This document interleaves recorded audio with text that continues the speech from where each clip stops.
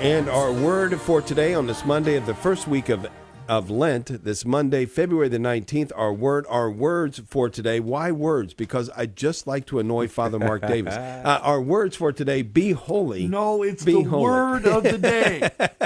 The segment is called Word of the Day. Be holy. Just say it real fast. Be holy. Yeah. Be holy. It's Father Mark Davis. I could say this, words. These are words. We missed you. We missed you. We're so glad that you're back. Me too. So, Ron, who was the author that writes on Give Up Worry for Lent? Gary Zemek.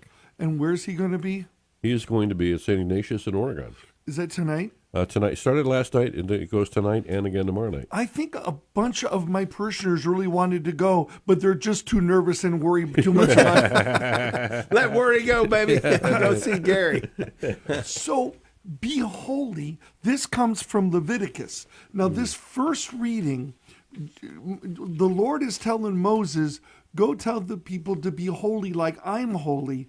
If this isn't Lent, I don't know what is. And the whole purpose, one of my favorite things to say, my whole priesthood is Happy Lent. Because all of the things, I think we have to change how we look at Lent, in our minds, because everything we do to Lent is designed to make us happy. So it should be Happy Lent. It should be, because think about it. We all of a sudden, I'm going to have to give up meat. I'm going to have to give up this. And it's just so, it's a rough time of the year.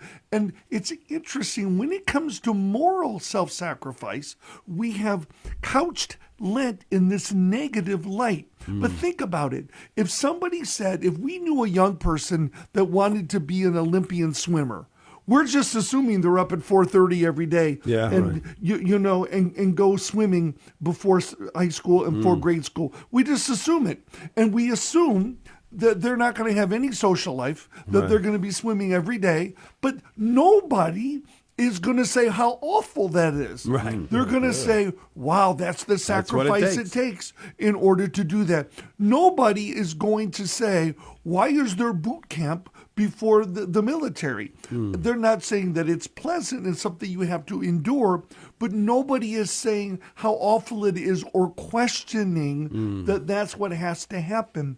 And I think Lent is similar. And so it's interesting, when I look at this thing from Leviticus, this piece, it's kind of like the Ten Commandments, but they add stuff. Yeah. And it sounds like you already talked about, I see this circled, that there's more things that we don't think about. And so in the gospel, Jesus is saying, whatever you did to the least of my brothers and sisters, you did to me. When you fed the hungry, when you did this. And so, you know what this sounds like to me as a confessor? It's sins of omission.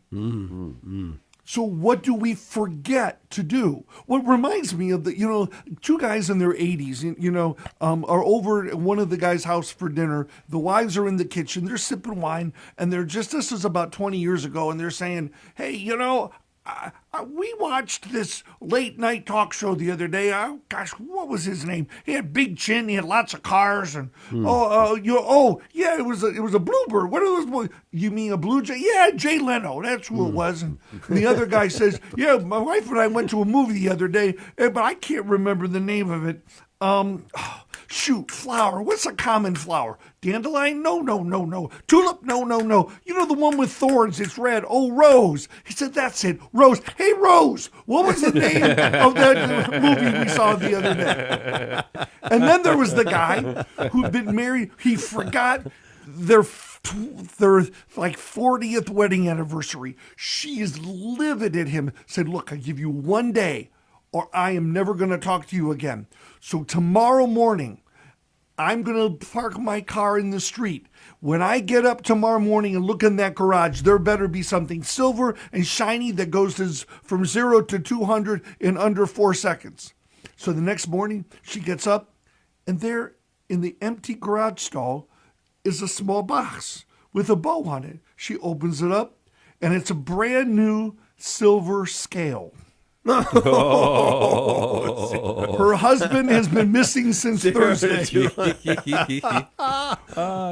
sometimes my we goodness. forget, and maybe think about what we're doing for Lent. We're supposed to be holy like God is holy. This is supposed to be able to be things that we do to be able to make us more like God and to go more God's ways, not our ways. And that's what the Psalm said this weekend. You know, it said over and over, God, let me follow your ways, not my ways. And so the song we should be singing going into heaven is, God, let me be like you, not my way. That's the song we sing on the way to hell. You know, so if we think about forgetting and omission, then this is a good time to really say, what can we add to our list? Do we have anything on there talking about feeding people who are hungry or giving drink to the thirsty, especially if it's emotional or spiritual? You know, Jesus, it struck me today, and friends, this is what I heard God talking to me.